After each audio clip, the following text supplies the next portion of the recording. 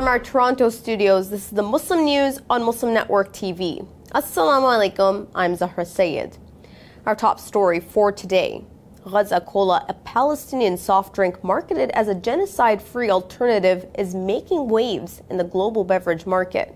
Launched in the UK, it has become a symbol of ethical consumerism amid growing boycotts of companies linked to Israel's genocide in Palestine.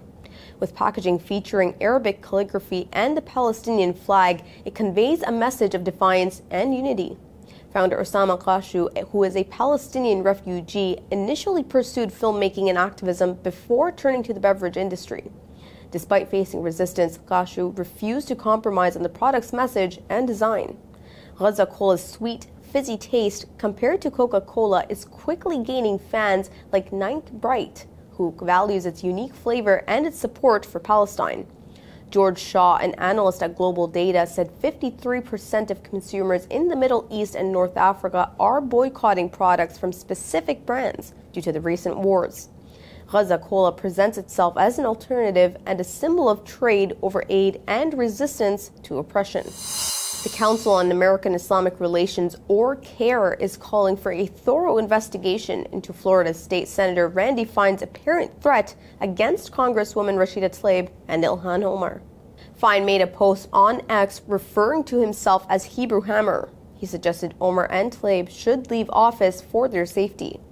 Fine has been endorsed by President-elect Donald Trump and is running for a U.S. House seat in a special election in April 2025.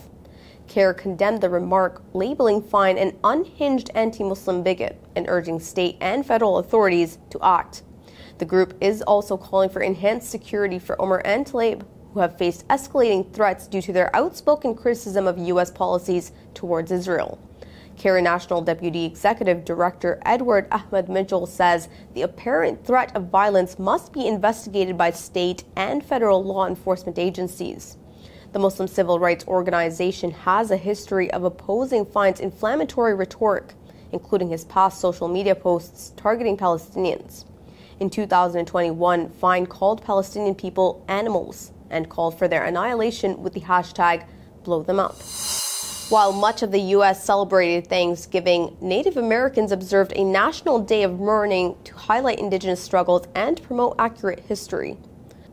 The 55th annual event, organized by the United American Indians of New England, took place at Coles Hill in Plymouth, Massachusetts.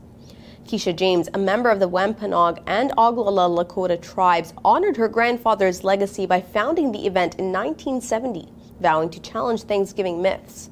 Jean-Luc Pierite, a leader of the Tunica Biloxi tribe, emphasized community-building aspects of the day.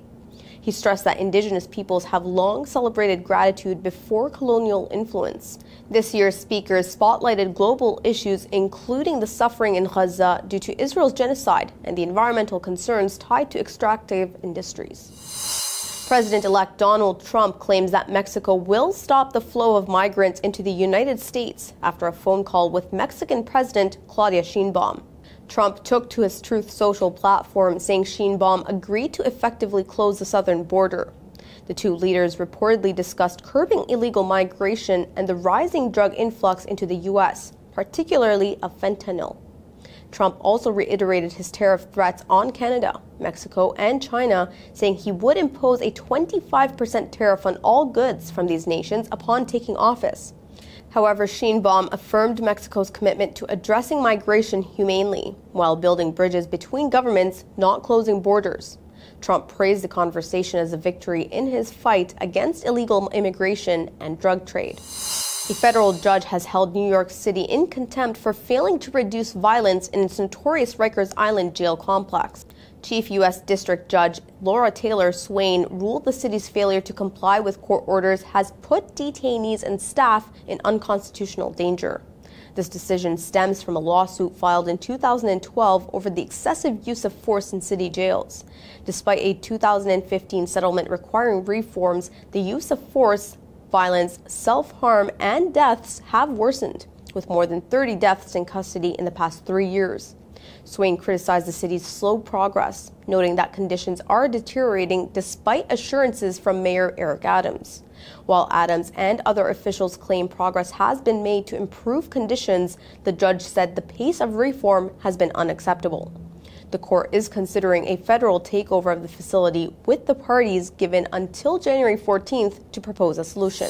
The Indian Parliament has postponed the debate on a contentious bill proposing significant changes to the management of Muslim-endowed properties. The parliamentary panel reviewing the bill now plans to submit its report next year by February or March.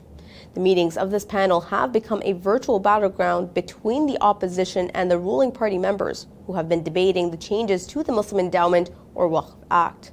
Millions of dollars worth of properties such as mosques, religious schools and shelters, and thousands of acres of land donated by Muslims for religious or charitable purposes are managed by state-level boards under the law. The board consists of representatives appointed by the state, Muslim lawmakers, bar members, and Islamic scholars. The new bill includes more than 40 amendments, including changes to property rules. It also proposes to make non-Muslim members of Waqf boards. Many of these properties were donated informally or without legal documentation, making their future uncertain under the bill.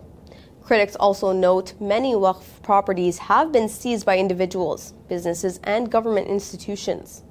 In response, Prime Minister Narendra Modi's government argues the changes aim to eliminate corruption in the management of Waqf properties. The World Halal Summit and Halal Expo in Istanbul kicked off on Wednesday. Details come after the break. Stay tuned, and we will be right back.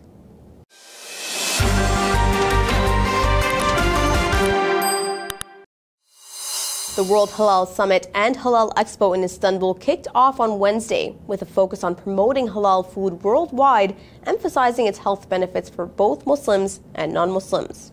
The events are being held under the auspices of Turkey's presidency and feature discussions on halal certifications, market expansion, and innovations in halal cosmetics. The summit brings together global experts to debate and shape the future of the halal economy. The halal market is nearly $7 trillion. The events feature panels on halal trends, certification, and market expansion, amongst other topics. Participants also debate the global halal market and the development of halal products in the cosmetics industry. Last year, the event brought in over 24,000 visitors from Turkey and around the world.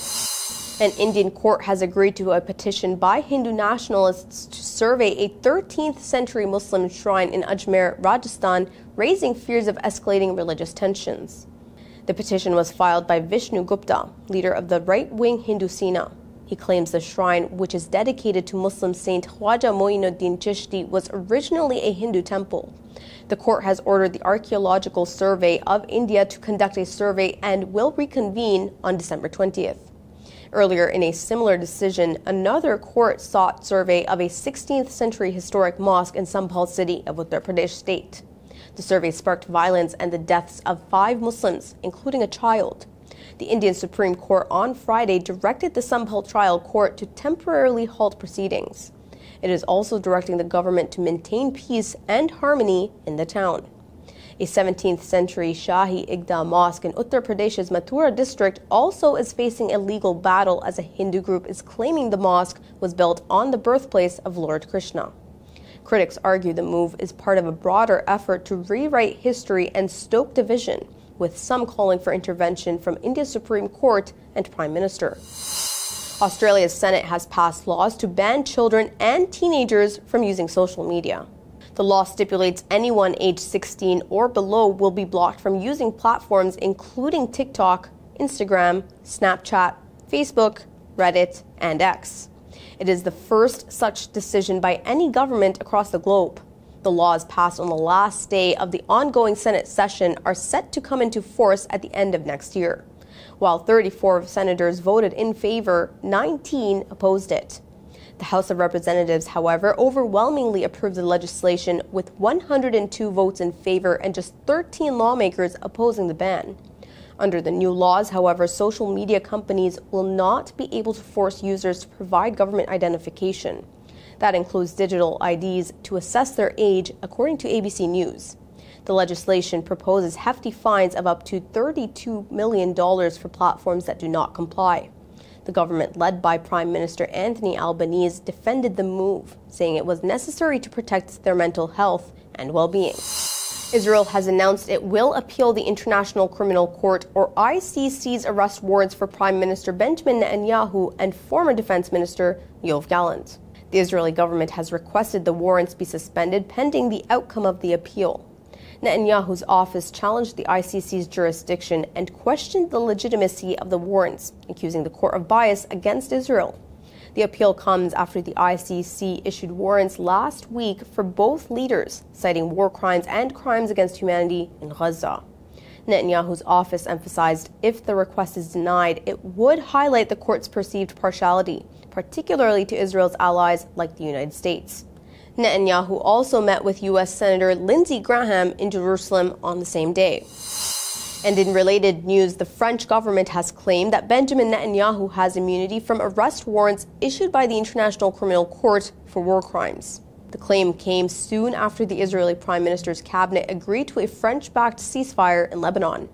The stand is in contrast to Paris's attitude towards last year's ICC war crimes warrant issued against Vladimir Putin. After the court issued arrest warrants for Netanyahu and former Defense Minister Yoav Gallant on Friday, France signaled it would fulfill its obligations as a signatory to the Rome Statute. However, on Wednesday, the French Foreign Ministry appeared to change its tone and claimed Netanyahu had immunity because Israel was not signatory to the statute. Israel has killed at least 33 Palestinians and injured 137 in Israeli airstrikes across Gaza in the past 24 hours. According to Gaza's health ministry. The violence continues as Israeli artillery hits the Nusayrat refugee camp and residential buildings in Jabalia, part of a months-long campaign to isolate northern Gaza. Meanwhile, in the West Bank, 9 Israelis were injured in a shooting attack near the illegal settlement of Ariel. 3 are reported to be in critical condition. The shooter reportedly has been neutralized, though details remain scarce. The humanitarian situation worsens as the United Nations warns that famine is imminent in Gaza. More than 2 million people remain trapped with little access to food or clean water. Lebanon's military has accused Israeli forces of violating a ceasefire with Hezbollah despite a fragile truce now in its 3rd day. In spite of a ceasefire agreement, the Israeli army on Friday renewed its warning for Lebanese civilians not to return to their homes in certain southern border villages. Although Israel previously issued similar warnings for more than 60 southern Lebanese villages, it has not explained the reasons behind these restrictions, even after the ceasefire. Israel's genocide in Gaza has killed at least 44,363 Palestinians and wounded 105,070 since October 7, 2023. Last week, the International Criminal Court issued arrest warrants for Israeli Prime Minister Benjamin Netanyahu and former Defense Minister Yoav Gallant for war crimes and crimes against humanity in Gaza. Israel also faces a genocide case at the International Court of Justice for its genocide in Gaza. That's all from our Toronto studios. Thank you for watching Muslim News. We are a community channel dedicated to bringing you stories you can trust. Please like, share, and subscribe to our content. You can also comment to let us know what you think of our coverage. You can donate now by visiting muslimnetwork.tv/donate. For more content, keep watching Muslim Network TV. Assalamu alaikum.